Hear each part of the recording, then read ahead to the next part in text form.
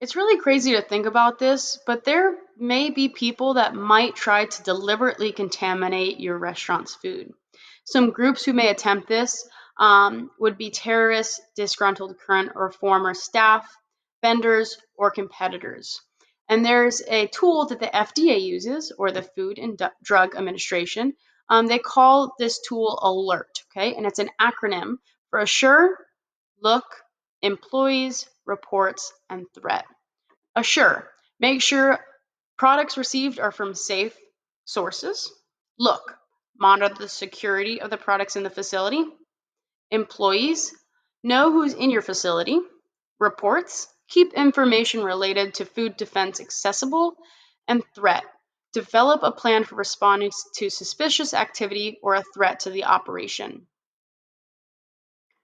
So let's say you start getting calls from people that ate at your restaurant. Somebody called and said, hey, I had the pasta and I am getting sick. Okay. Somebody else called and said, hey, I had the pasta and I am feeling sick.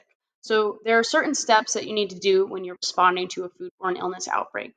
First thing you're going to want to do is gather information. Okay. Ask the person about their general contact information.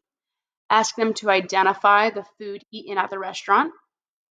Ask for a description of the symptoms and ask when the first time they got sick, or ask the person when they first got sick to know how the onset time was. Notify the authorities. Contact local regulatory authorities if an outbreak is suspected. Remember, an outbreak is 2 or more people eating the same food. Next thing you're going to want to do is segregate the product, okay? Set the suspected product away from the food. Okay, you've got to think about the menu item, what ingredients are in that item, and take all of those ingredients away from the other food. You're going to label this food, do not use, do not discard. Why do you think you do not want to discard this food? Okay, remember, in an outbreak, it needs to be investigated. It needs to be taken for laboratory analysis to look and see what the foodborne illness may be. So you have to keep it in your establishment, just away from food, so they can perform an investigation on it. Next thing is you're going to document the information. Okay, log information about the suspected product.